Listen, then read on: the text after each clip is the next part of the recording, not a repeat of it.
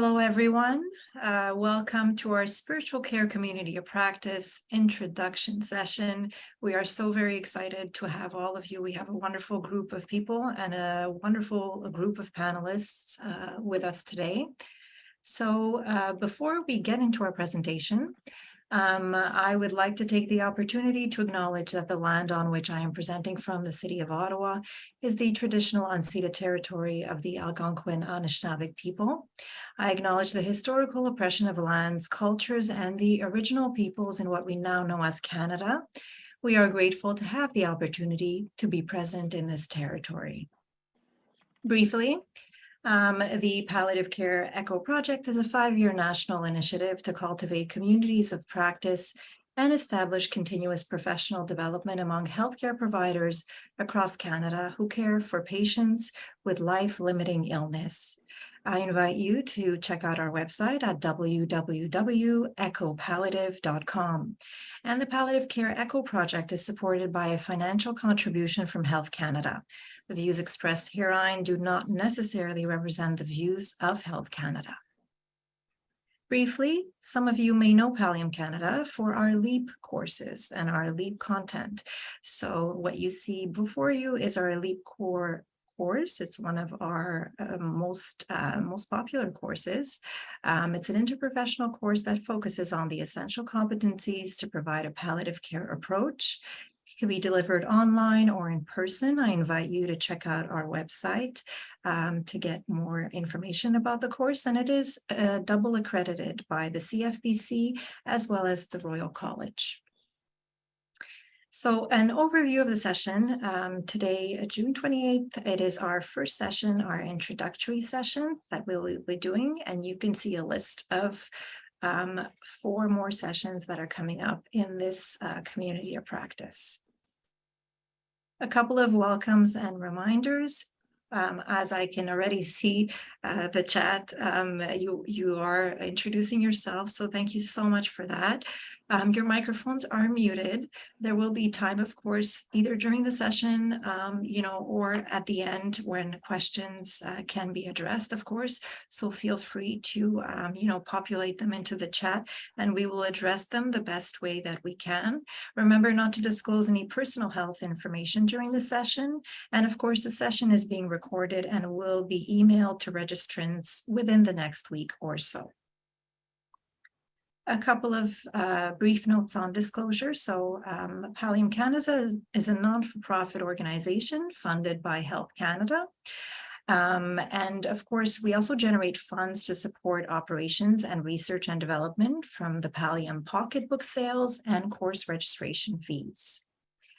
As you can see on the next slide, I myself, along with the presenters that are here today, do not have anything to disclose. And the Scientific Planning Committee had complete independent control over the development of course content.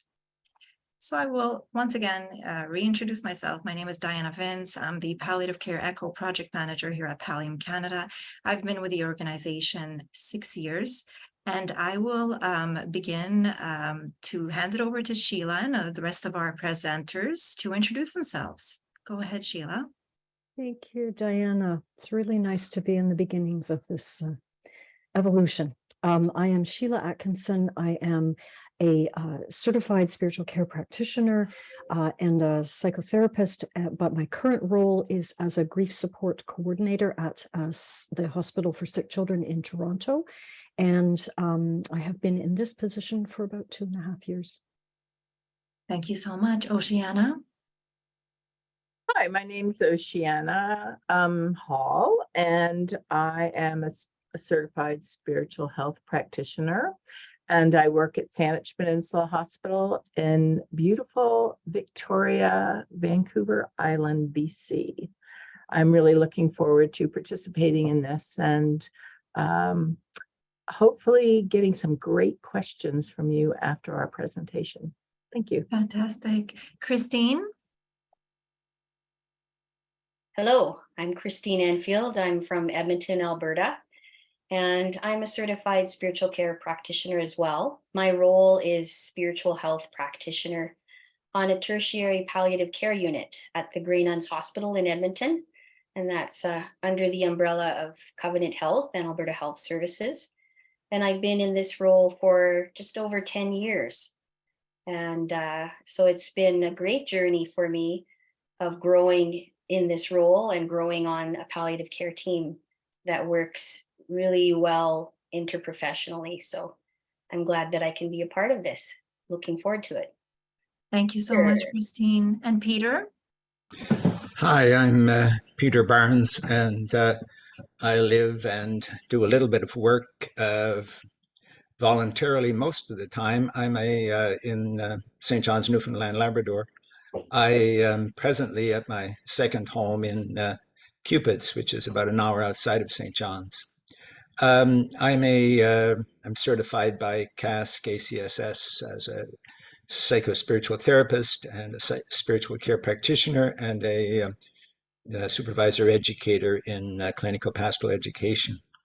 And it's a pleasure to be here and to be a part of this. I'm involved nationally with palliative care. I keep kind of working with these areas and enjoy the association with people in palliative and bereavement care. Thank you. Thank you so much, Peter.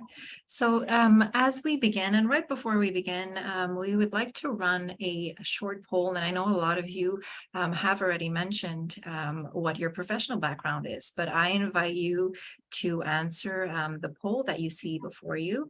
We just want to, because you guys are a rather large group, it would give us more of a graphical idea of everybody's background. So take a moment. I'll wait a little bit just to give everybody an idea.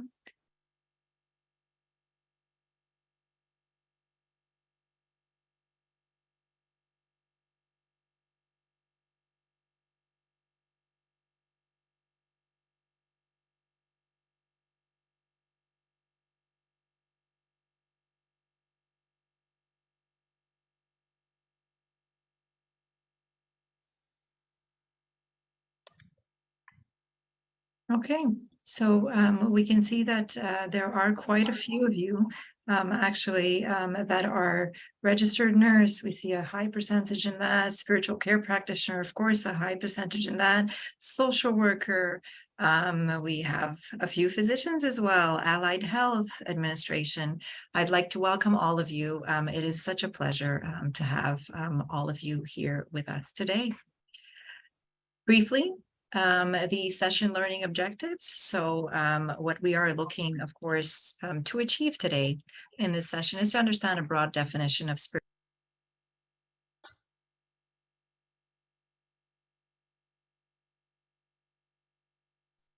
Just lost your sound, Diana.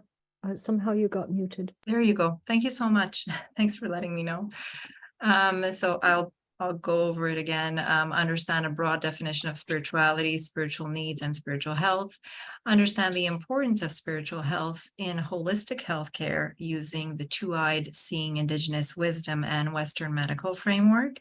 Appreciate the significance of spiritual health assessment and appreciate key role of spiritual health professionals within interprofessional care teams.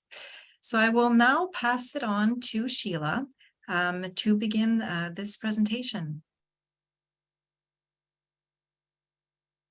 Thank you.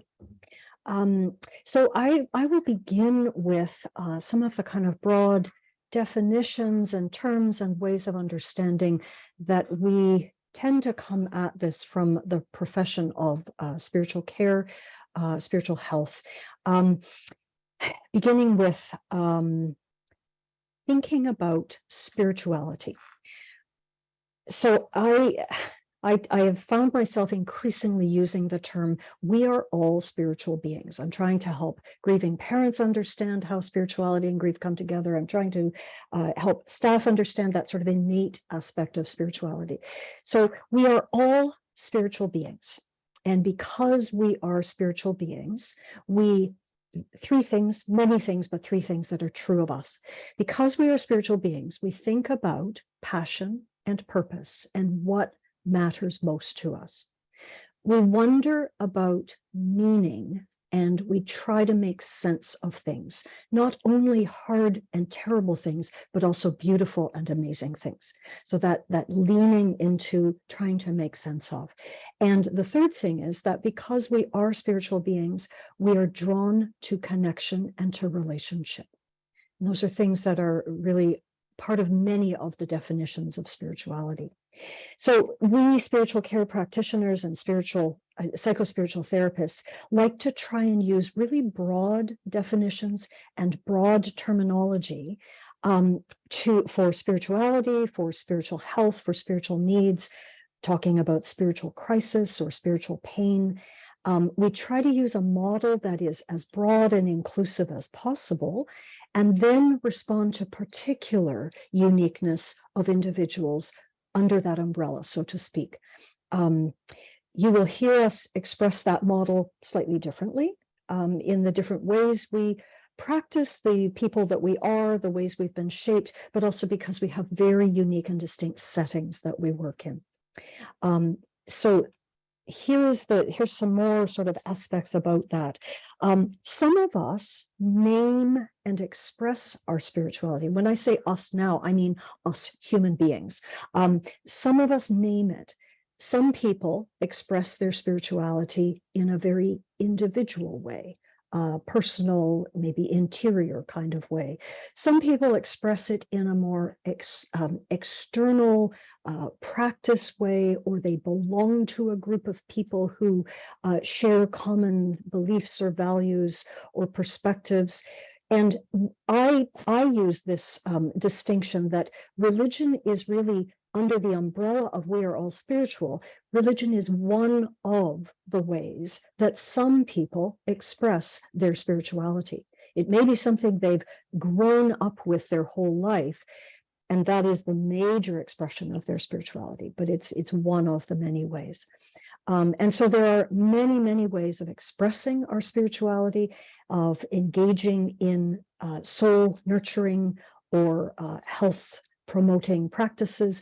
This is a template I'll just quickly show you, but it's something that I've just grown over time to use in varieties of settings to help people, sometimes in a staff support setting where we're thinking about what do we do to keep ourselves well. And I may offer them this as a page to circle things on, or just as something to look at to say, identify the things in there that are true of you. And are those things that you would name as spiritual practice, as soul practice, as things that take care of your inner wellness and your ability to bring your good self to your work. So that's just a scan of many, many different kinds of expressions, some of them in that realm of formal or institutional, or things I would do because I'm part of a tradition. And many of those things are very just personal human practices.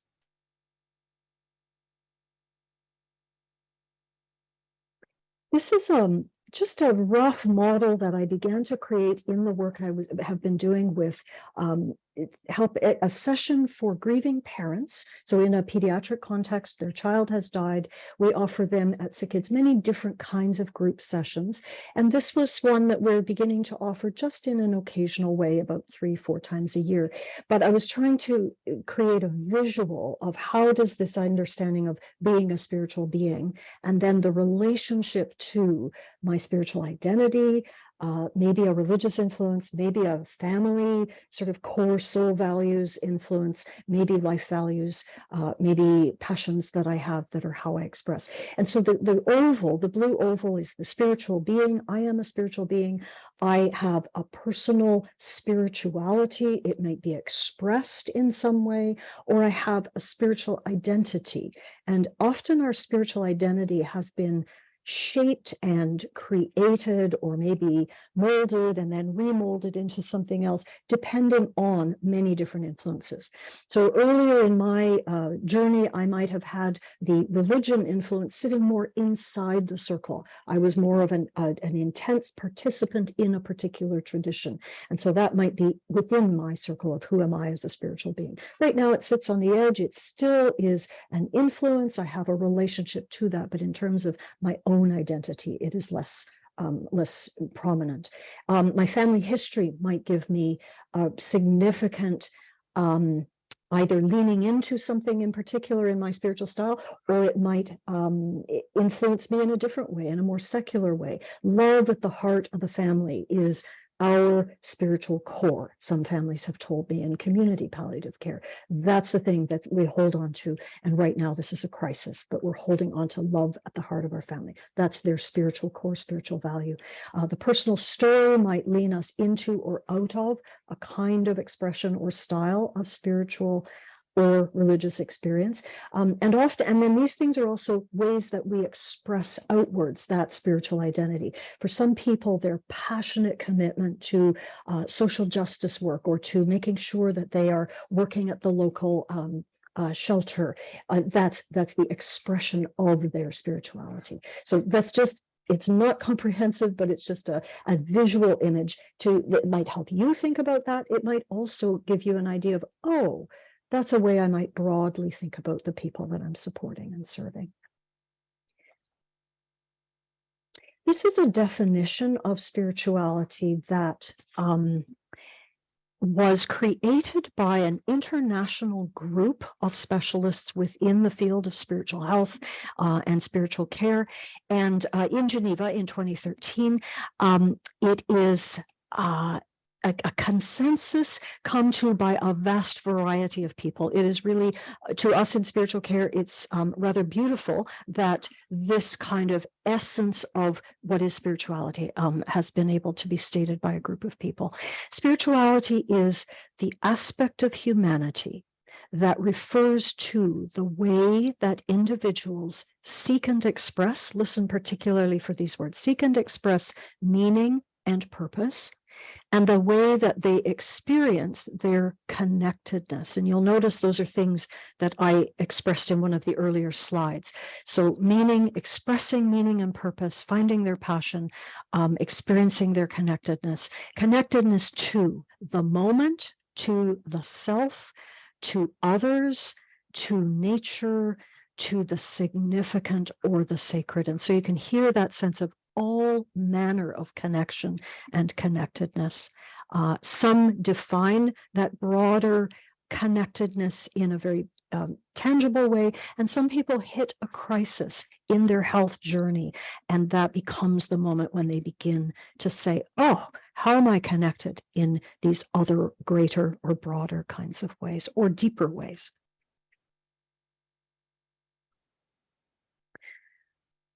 I wanted to just offer just a few thoughts around, since the context for us is spirituality in palliative care and bereavement as this community of practice, and to just offer a few thoughts on this. Illness and death and loss are spiritual experiences, not always named that way, but they are spiritual experiences, and often they are a spiritual crisis, or they include a spiritual crisis. People who are faced with crisis or loss often ask deep questions. For many, this is the first time that they have reflected on spiritual or existential or philosophical questions. It might be the first time they've gone, whoa, what really matters to me? Or how am I thinking about my continuing connection to my person who will die? These wonderings and questions are often expressive of spiritual need of some kind.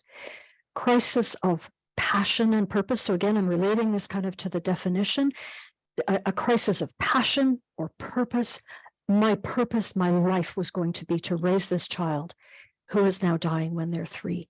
What matters most to me now? And I can tell you that is a direct question for so many grieving parents.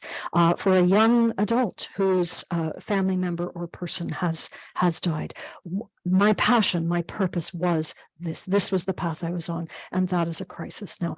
Wondering about meaning and about trying to make sense of things, whether sudden traumatic loss, how do I make sense? How do I make meaning? Some people in early grief will say, do not ask me how I'm making meaning. There is no meaning. So that's the sort of client response, patient response, family response often is. So even there, our language has to be so responsive to who we are speaking with. And this idea of the impact of a critical life experience or loss on our connections, on our relationships. If this person is gone, then what is my life? How is my life? How do I do my life? I just have a few voices from my context, little tiny quotes of the expression of that impact.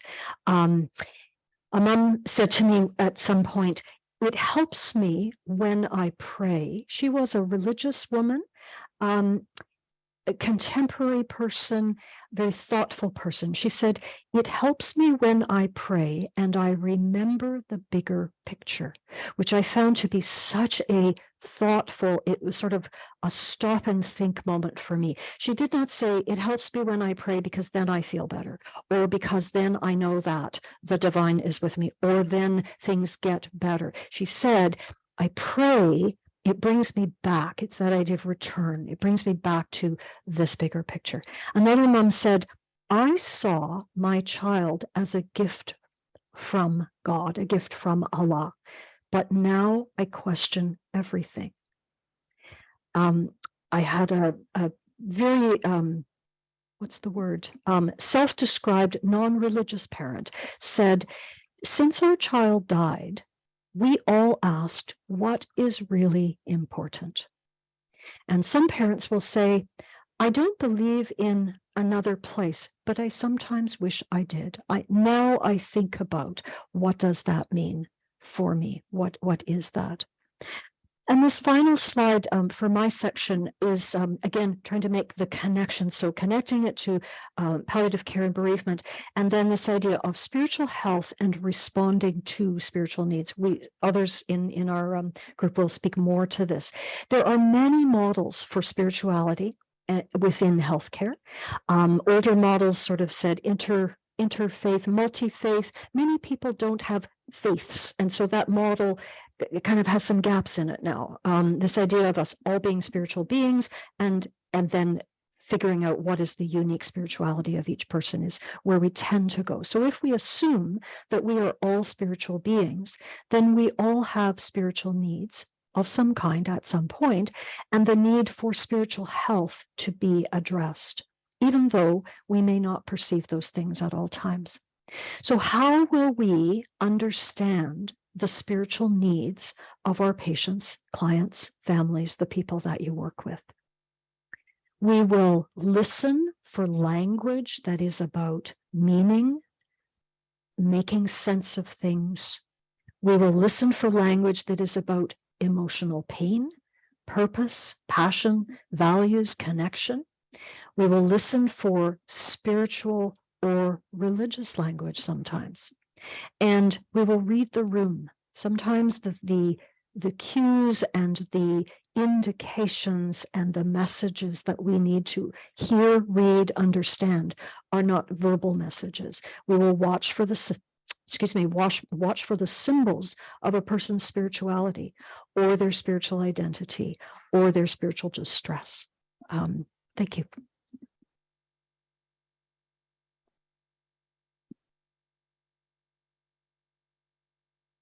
Thank you so much. And we will now pass it along to Oceana. I make sure I'm off mute.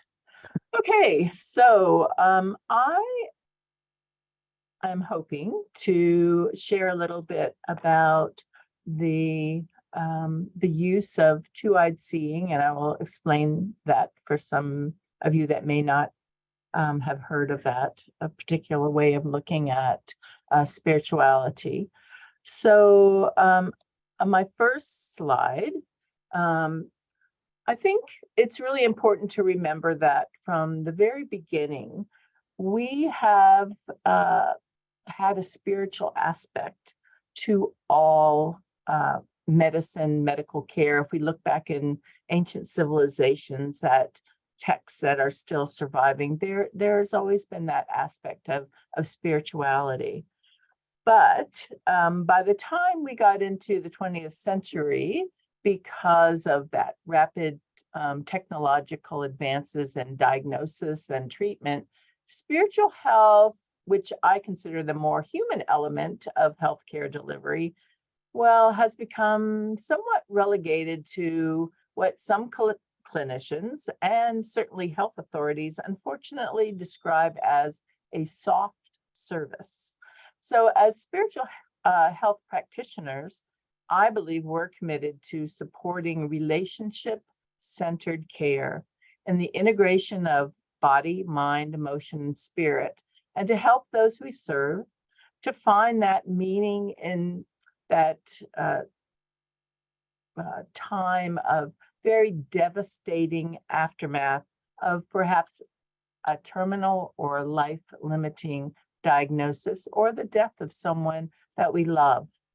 So in today's chaotic healthcare environment, it's often the spirit component of patient-centered holistic care that is lost among the priorities like tasks and red tape policies, mandates. And I think sometimes that leaves our patients, our clients, the people we care for, feeling uncared for. I always think of that saying that a person may not remember what you said, but they will remember how you felt or how they felt about the care that you gave them. So supporting a patient's spirituality for me requires the healthcare practitioner to provide a compassionate, personal investment and being fully present in that moment and those moments that you spend with them. That spiritual existential lens opens space for, I think, the patient or their families and gives that permission to support and express all of the emotions that they're feeling. Could be rage, despair, grief, love. And then there's also those moments of grace that honor, embrace, and express emotions that sometimes feel trapped right under the surface and words fail to release. I'd go so far to say that without spiritual care, there can be no patient-centered holistic care. So since the beginning of time, the wisdom of my father's ancestors, the people of the Anishinaabe Nation, have been shaped by an understanding of the true interdependence and relationship of all life. Our elders teach us that all of creation has a living spirit, and our human spirit is connected to and part of all these other existing spirits. Many of you will be familiar with the Indigenous medicine wheel that's here in the slide that focuses on the balance of the four main life components: emotional, spiritual, mental, physical. And these are all indicators of well-being of an individual person. So when a member of an Indigenous community becomes ill, the traditional medicine healer will consider the whole person and explore maybe one or more of those components that perhaps are out of balance. And I think over the centuries, as Western medicine has shifted the focus and definition of health and well-being almost exclusively to the physical, the mind, the emotions, and especially the role of the spirit have been muted by scientific advancement, medical research, and technology. However, I think when we brought psychoanalysis and evidence-based mental health treatments into healthcare, once again, we started looking at the importance of social determinants, emotional and mental well-being, and it brought it back into that tangible fact and understanding of the physical needs that were only focused on the physical needs of medical research.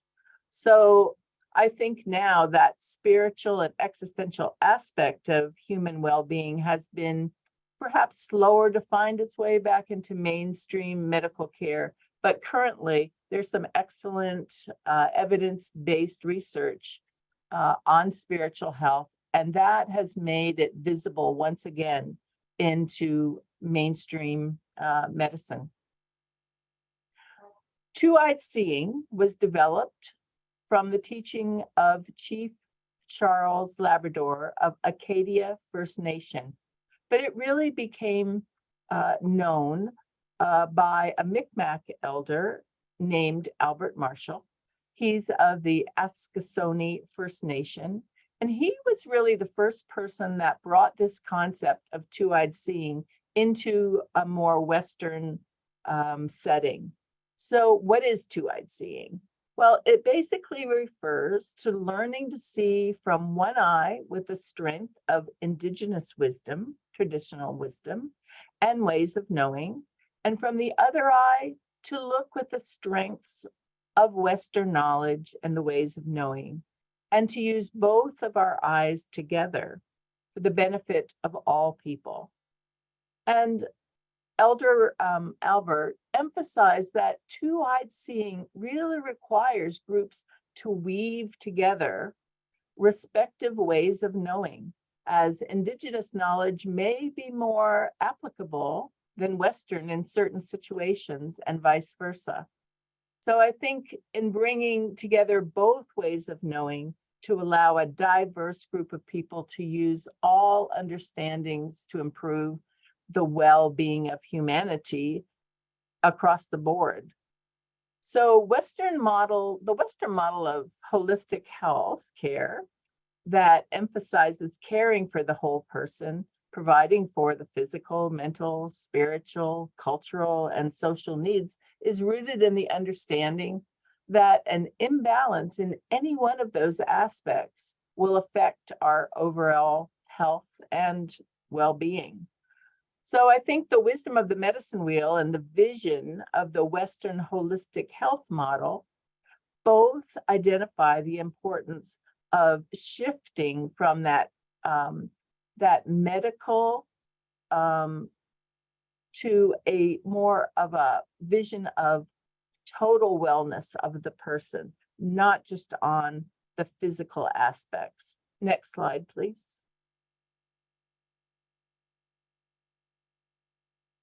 Oh, next slide. Oh, thank you.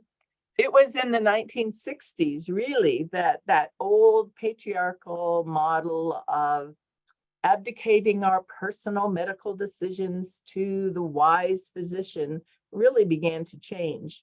So it's not that very long ago. In its place, a holistic health model became more mainstream, with individuals really taking on more of an active interest and responsibility for their own overall health. And the focus then has now switched to more of a preventative way of looking at medicine, being proactive. So this is one of those original late 1970, Dr. Jack Travis, he created this, he called it the illness wellness continuum. And basically he was very vocal about shifting from this reactive healthcare where we only took care of issues as they came up in the body where people became ill. And he wanted more proactive healthcare. And he actually, Dr. Travis, is seen as one of those pioneers of what we now consider holistic health. So, but one of the problems with Dr. Travis's illness wellness continuum was it's really pretty one-dimensional, because it's only looking at that physical dimension of individual wellness. He didn't really take into consideration that for some people who were ill or even dying end of life, that they were still taking responsibility for their lives and the choices that they were making about their health care. And people who, there are lots of people who are really consciously engaging in the experience of, and I believe that this is the spiritual experience of illness and end of life. and were actually thriving as individuals, knowing that there was no cure. So if we only look at that physical dimension on this slide, and we consider the people who are end of life or disabled or ill, they would fall on that left side of the continuum. However, if we engage the medicine wheel and bring in the emotional, the intellectual, and the spiritual dimensions of the indigenous perspective, then an individual who was ill, disabled at the end of life would actually be on that right side of the continuum.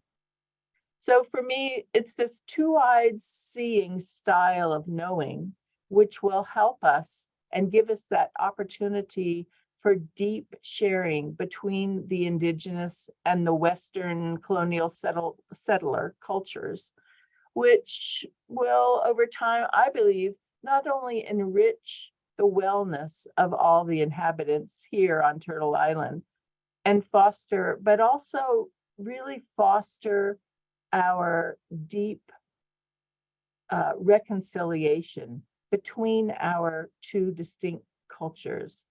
And that, to me, is the important spiritual aspect of two-eyed seeing, because it will bring together that diversity that sometimes we don't give credit or see the benefits in the traditional medicine that so many of our Indigenous Canadian feel they're ignored. So yeah, so that's me, and I'll pass it on to. We'll pass it on to Peter now. Thank you so much, Oceana.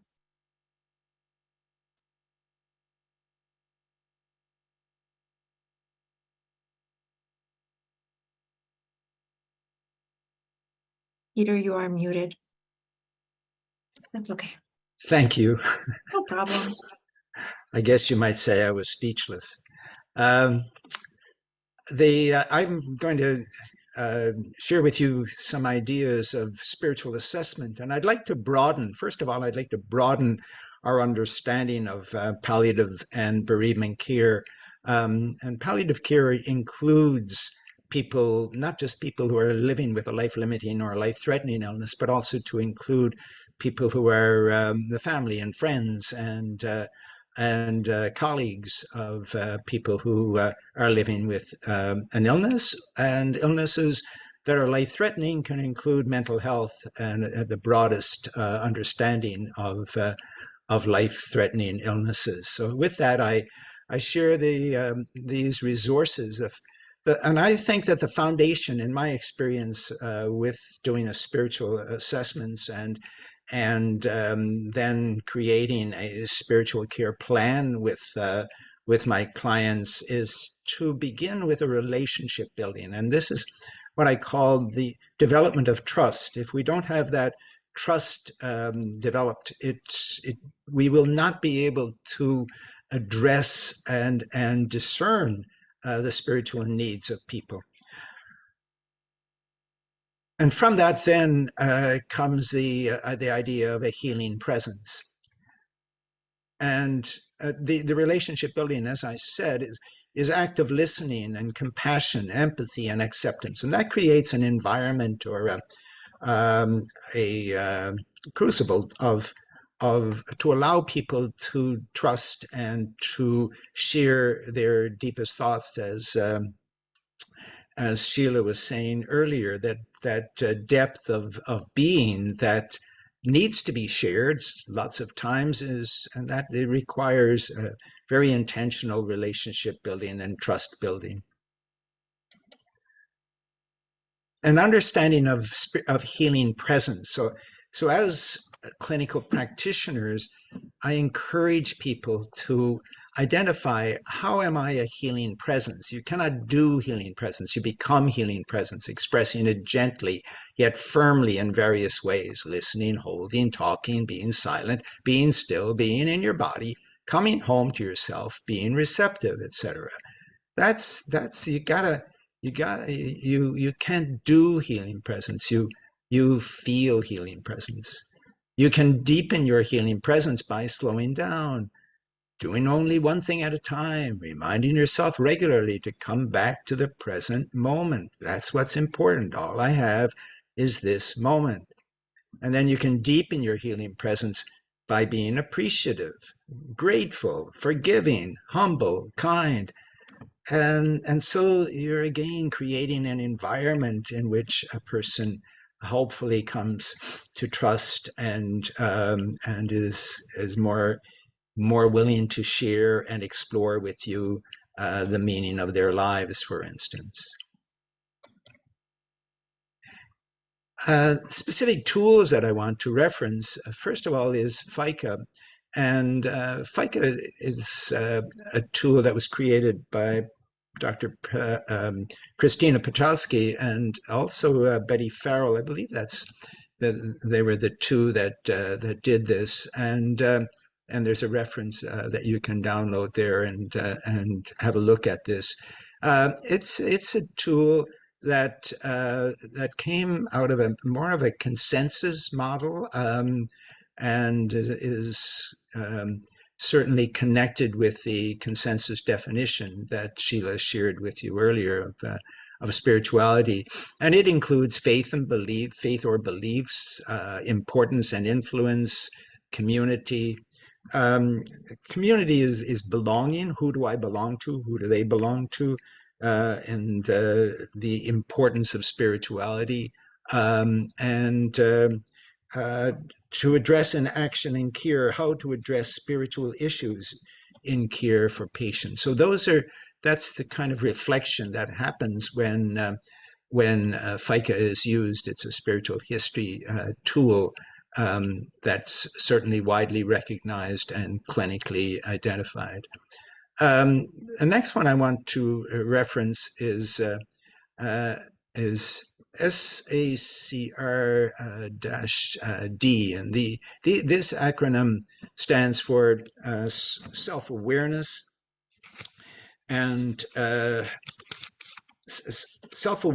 and self-sensitivity. So it recognizes the need for the practitioner, whether they be a psychospiritual therapist or a counselor or a palliative care nurse. Our own self-awareness is really critical, and our own self-sensitivity, I guess. And then assessing the client's spirituality is the A, assessing their, how are they spiritual, and being able to understand what their needs might be. And third is the C, which is a compassionate presence, which is similar to the healing presence that I just referenced a moment ago. And the R is for referring for additional spiritual care. And this is one of the values, one of the key importance, I guess, of spiritual assessments is how does this now help a person get a very focused and intentional spiritual care? And that's where the R comes in, is referral. So I know when I worked in palliative care in an acute care setting, I found occupational therapists were very, very in tune with making referrals for people's spiritual care, and I very much appreciated that.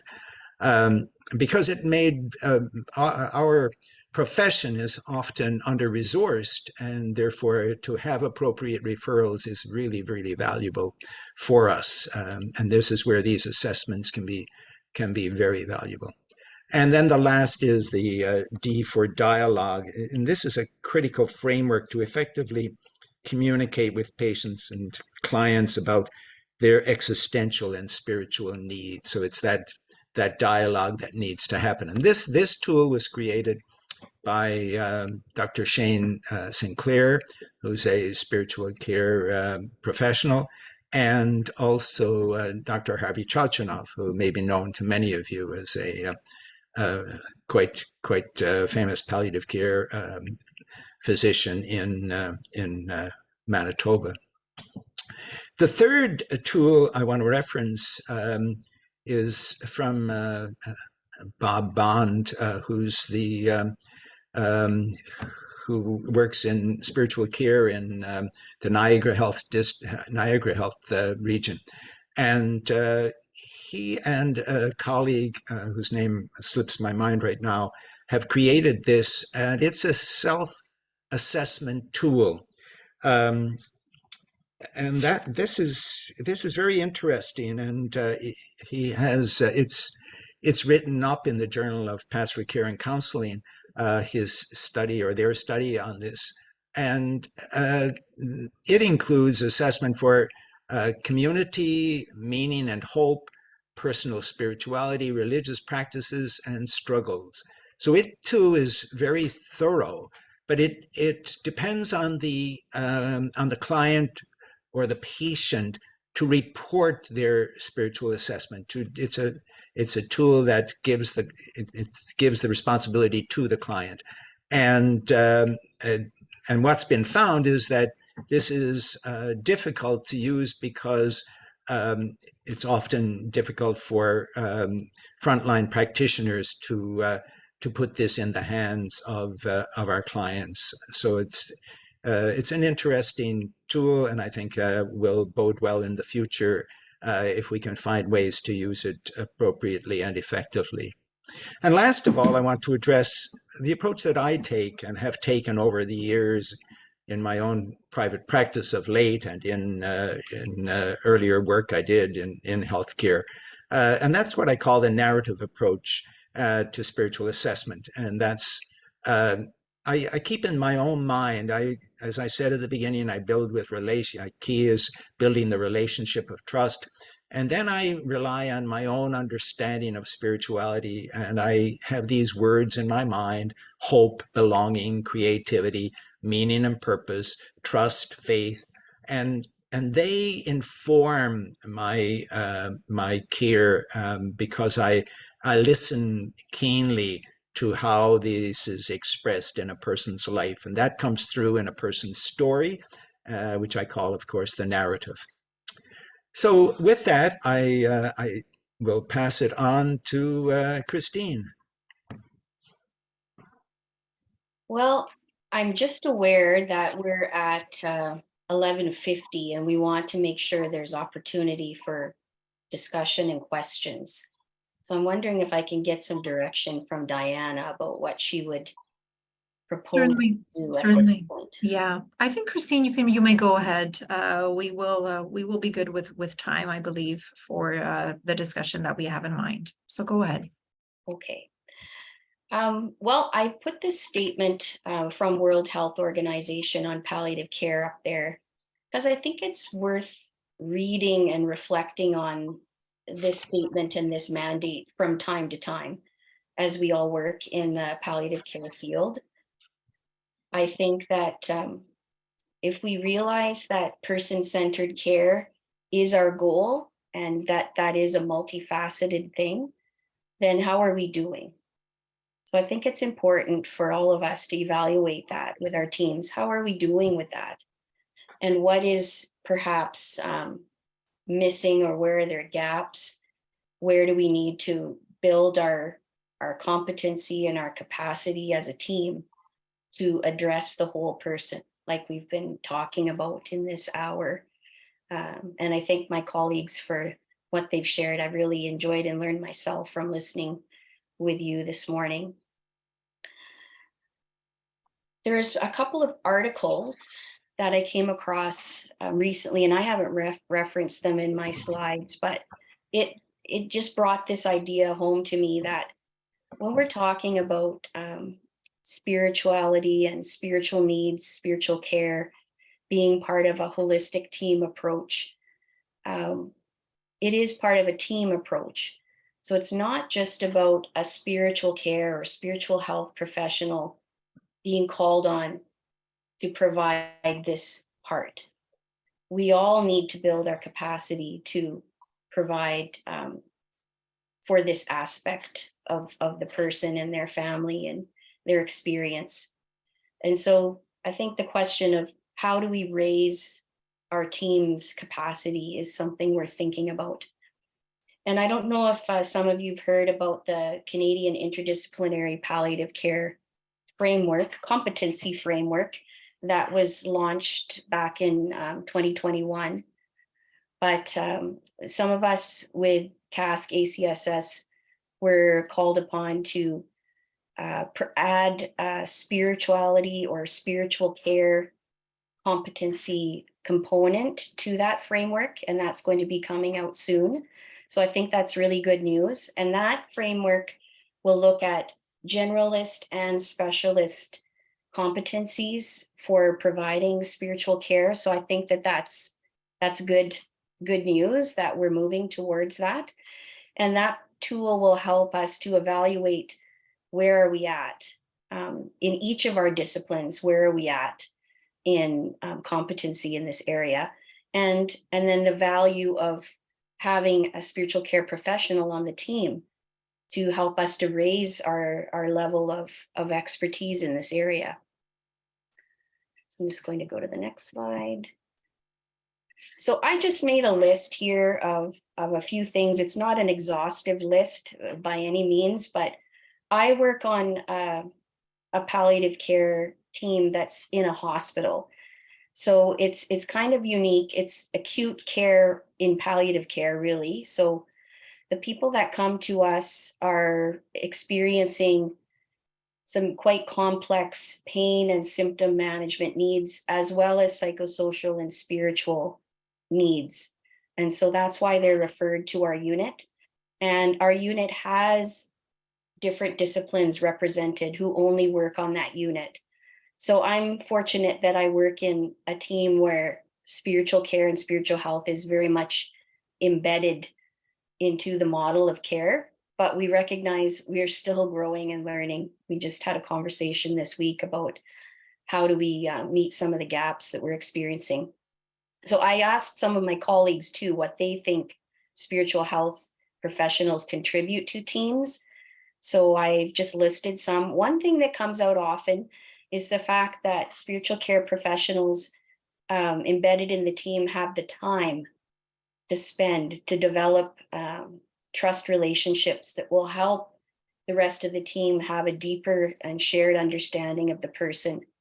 And we're able to share that in the context of the whole patient and family-centered care plan. And so that's definitely something that my colleagues have mentioned is valuable to them. And then because of our area of training and expertise and experience, we can develop the capacity of the team to assess and address spiritual needs. And part of my role is to do some education for medical residents that come through our program, for palliative fellows that are doing an added certification in palliative care medicine. And I'm able to provide some care there. So I think all of us as spiritual care, spiritual health professionals, when we can find opportunities to provide education and training within our teams, within our organizations, that this is a really helpful way for us to draw attention to the spiritual in the clinical context. One colleague described it as walking between worlds, and that actually came in the context of a conversation with an Indigenous care liaison in our organization, that spiritual care providers can help to continue to bring back that awareness and attention to the spiritual in the clinical context.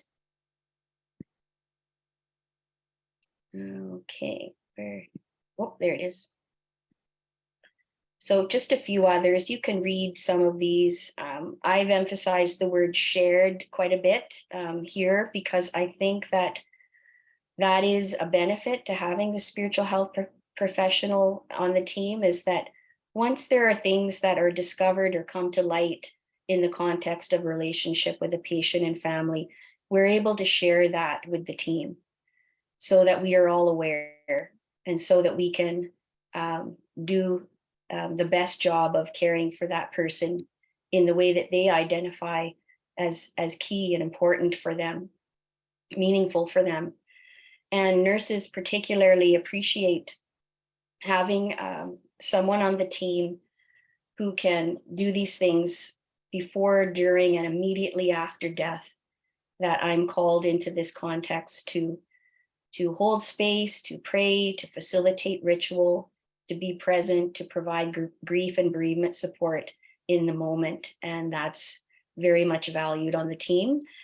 And that indirectly and directly supports the rest of the team when there are extremely difficult and complex cases that we deal with, by being able to provide that care and share the load and responsibility of care. Indirectly helps them, and then directly to be a person that they can debrief with, that we can talk about the implications on us personally of that case, the struggles we have, the ethical questions, and then modeling transparency and humility and spiritual self-care and development as well, which would require a little more explanation, I think, but I'm just going to draw my comments to a close. And thank you for being here today. Thank you so much, Christine, and thank you so much, everyone, for being with us today. We do have 1 or 2 minutes left, but we had a little brief question for you. We wanted you to populate into the chat. I know we're short on time, but we wanted to see if you feel that spiritual care is an important part of your current role.